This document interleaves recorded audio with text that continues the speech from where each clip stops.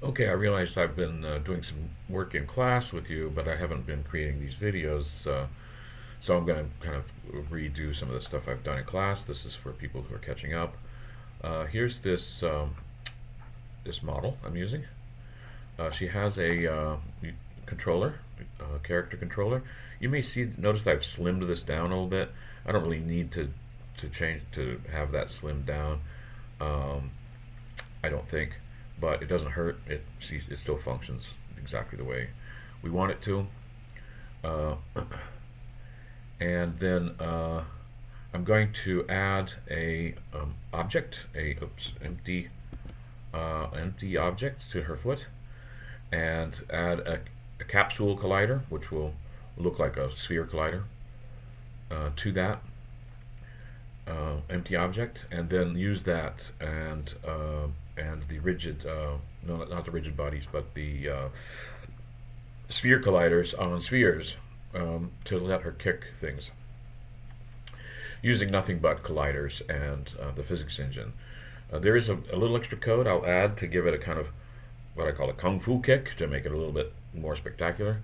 And we can also rewrite this code and this whole process and have her kick in a different way if we find a better solution. I believe there is one out there. So I'm going to add an object to her foot. If I roll this down, it's already pre-rolled, but you can see here it goes down to rig, and then to root, and then hips, and then spine, and from spine I go to arms. So I go down to hips and then up to spine, sort of. See, chest, neck, shoulders. But I'm going to the foot, so I just look for the thigh R, and then I keep rolling those down. Shin R, right foot R, foot R. And then I've got, you can see the toes here, but I'm not going to add anything to the toes. I'm going to add it to the foot. It's a child. It becomes a child of the foot. I'm rolling that up to give myself some working room. I'm going to right click here,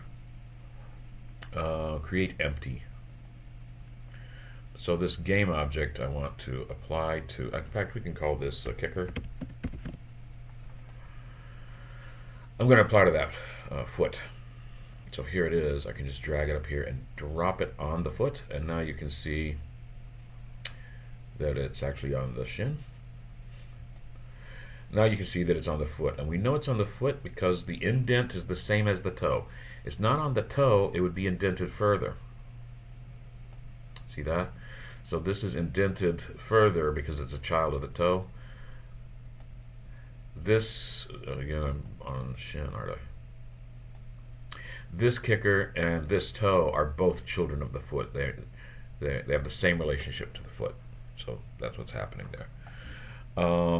And then I want to add to this object, I want to add a component. Notably, I think I was using a capsule collider.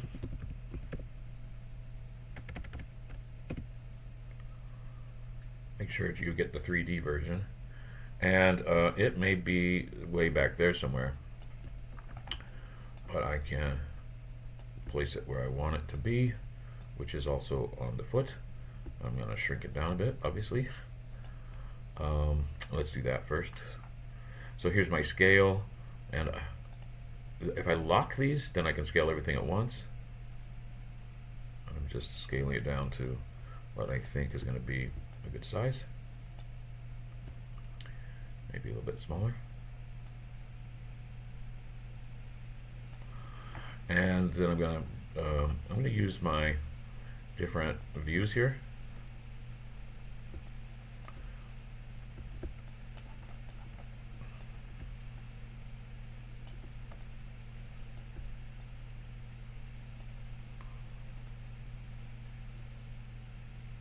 I don't want it to go through the ground.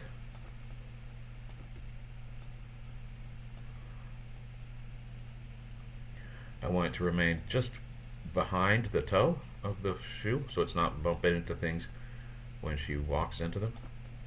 It will be a minor effect if it does happen. So I think that's okay. And so now, whenever she moves that foot, the object moves with it, and I believe this moves with it as well.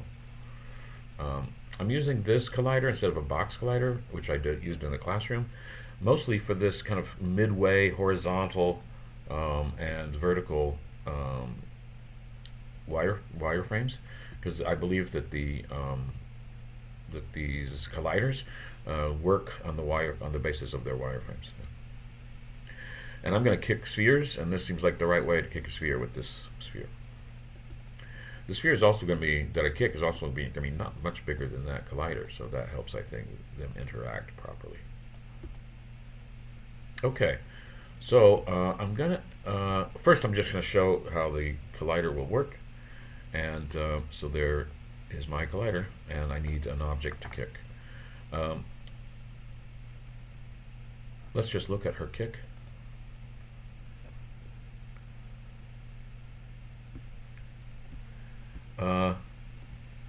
I think she kicks up about where her hip is, so we can put something in there that's about that high. So I'm going to create a little stand. I'll get rid of, not get rid of, but roll this stuff up. Right click, 3D object. We'll make a little cube. We'll put it right in front of her, so she has something to kick.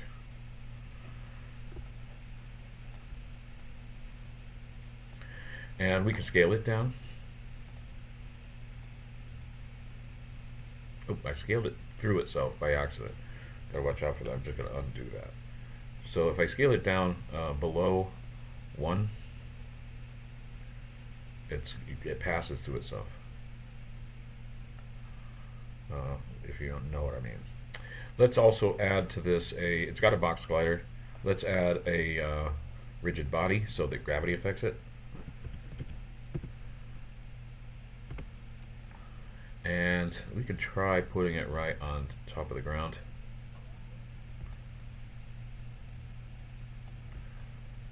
And we can scale it sideways down a little differently. So if I unlock this, that slash is unlocked. This is supposed to be a link of chain. So all of these are enchained. So I change one, they all change. But now I want just the X and the Z. What is this, 17? I'll just copy and paste that in the Z. So I have a little pylon, a little pillar for to place an object for her to kick. Let's make that.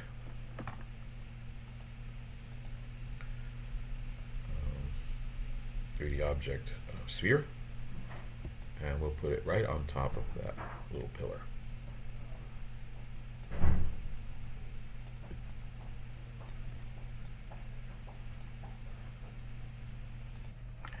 I'm going to scale this down. Oops. I want to scale this all the same. So again, I'll enchain these. There we go.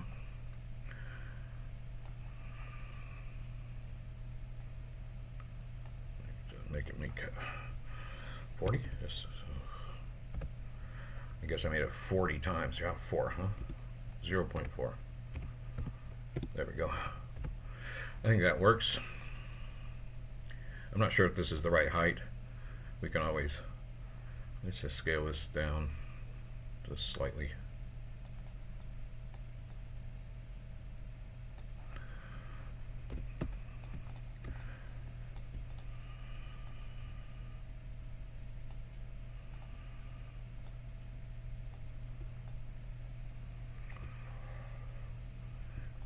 Maybe I don't want a rigid body on this. We'll try it with and without. Okay, and then this sphere also needs a rigid body.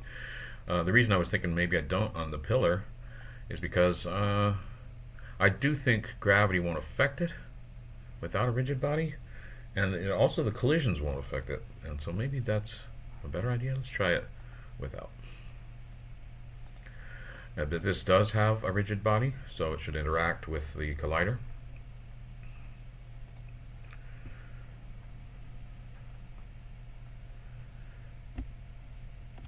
There we go.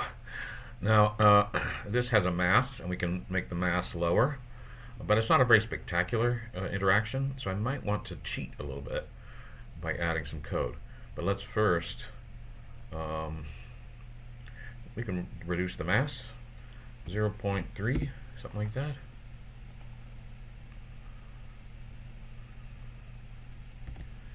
And again, I'm still using the Q to kick. I notice it only really kicks on the back stroke, but that works for me for now. Okay.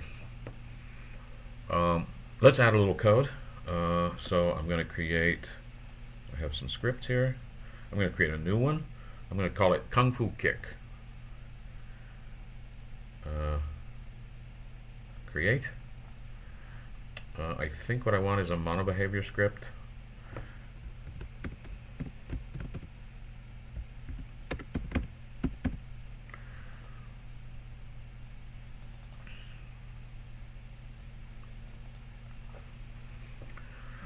And we'll apply to the object we made a child of the foot. I guess I don't need this void stuff, so I could have maybe created a different kind of script, but this is still a monoclass. Kung Fu Kick. I realize that this looks bad. Just this bit here. That part. Yeah, okay.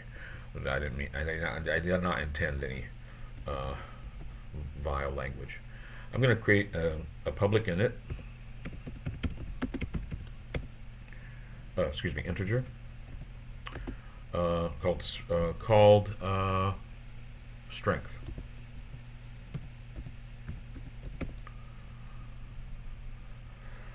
And I'm going to make it equal to something. The public variables will create a field in the inspector that I can adjust the value. But if I don't start with something, I'll start with a large number, fairly large, for what I think is going to happen here. If I don't start with a value, then it defaults to 0, and then I have to put something in to make it work at all.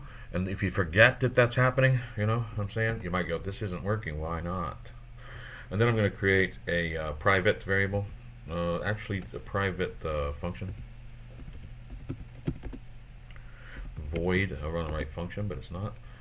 On collision, enter. We have a collision with the other. Nope, it's auto-filling in a way that I don't like.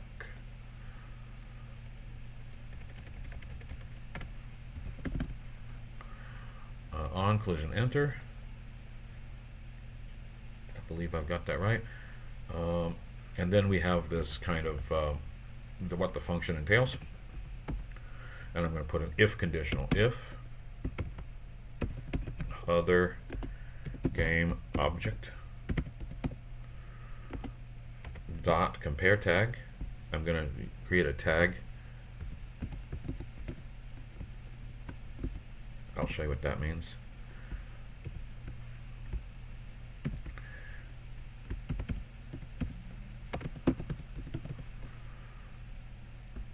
Compare tag. Game object, okay, if other. So basically it's when there's a collision, the thing it collides, the other thing that it collides with. And I don't know why, I don't know why it doesn't like this other here. Oh, I need to dot. If other dot game object dot compare tag. So if I'm going to apply this again to the object on the dummy's foot, so that if when it collides with something else, it'll check the thing it collides with to see. It'll check the game object and compare tag to kick target. So I will create a tag for objects that I want to be kicked in this way.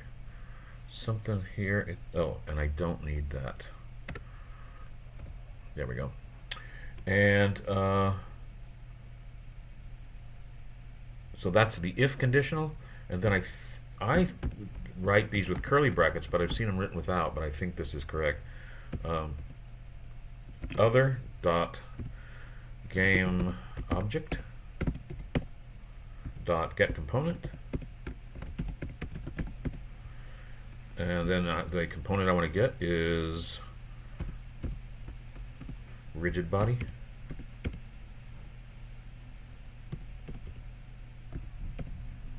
rigid body. And I have some place for arguments I'm not going to use, but there it is.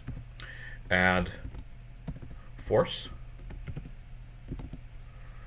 And then I'm going to have a vector 3, which we've talked about. And I'm just going to choose up times strength. And is my strength? It's a lowercase. I believe the variables it wants them to be lowercase. And the force mode,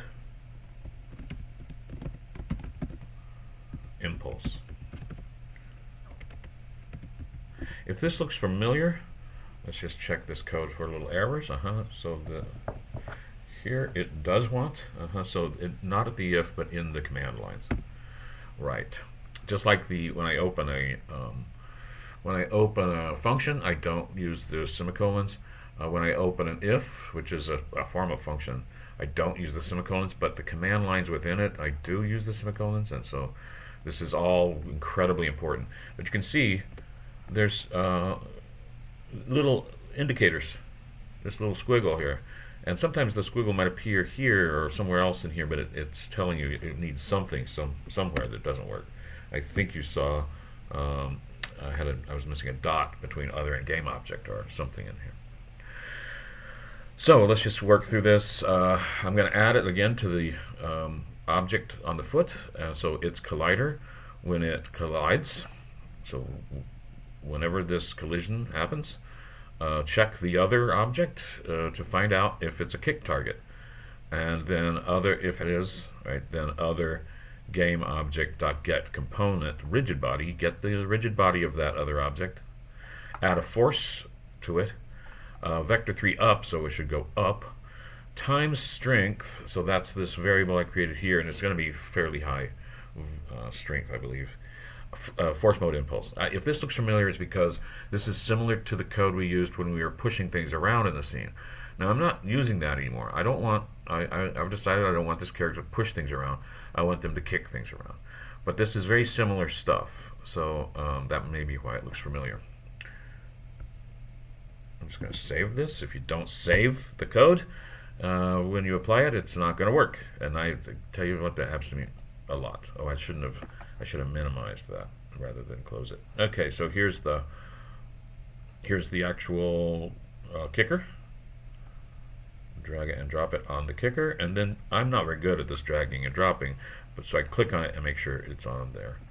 So now it should really pop up. We'll see when I kick it. Okay, not doing that. The strength is 10. The mass of the sphere is low.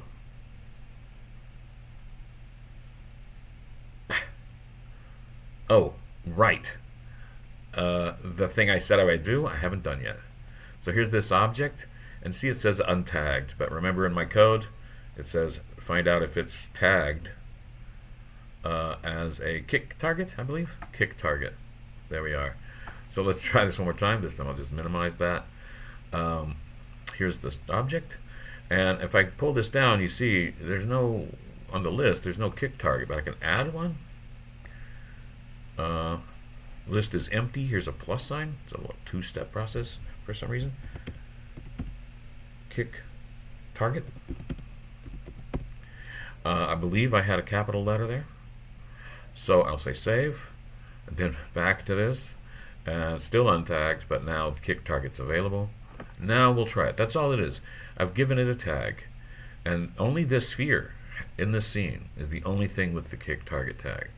So only things with the kick target tag will add this Kung Fu force.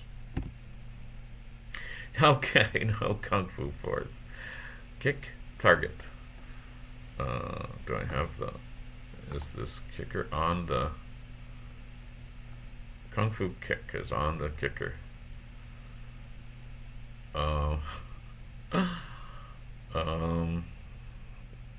Scripts.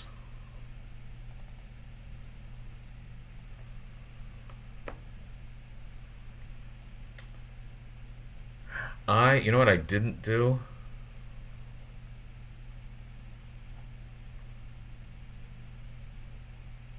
No.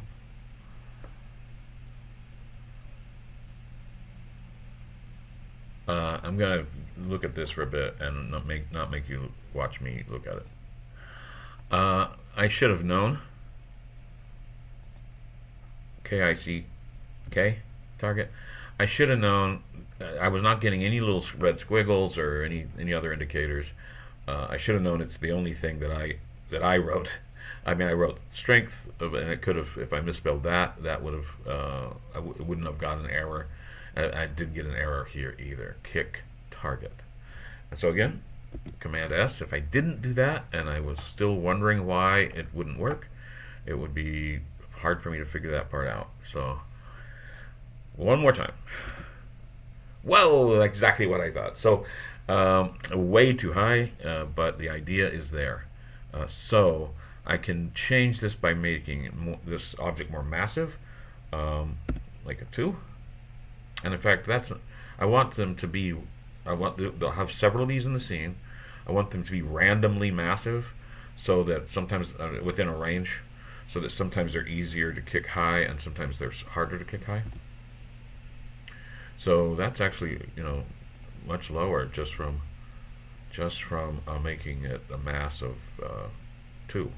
It was 0.3 before, so very very small. So I'll just make it 1.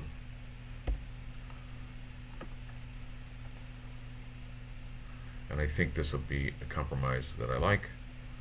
Yeah, I can see how high it's going from the shadow, and that's how the only way I can tell. It's great, and so it's like a little bit different every time. Exactly what I wanted. So this is this works. It's a bit of a kludge, but I don't think it's much of one. The only kludge part is I added a little height to the kick. I mean, the result of the kick, an impulse so that this physics engine moves the object that's being kicked a bit, and then I'm adding a strength to that sends it up, and it has I think it has a nice effect.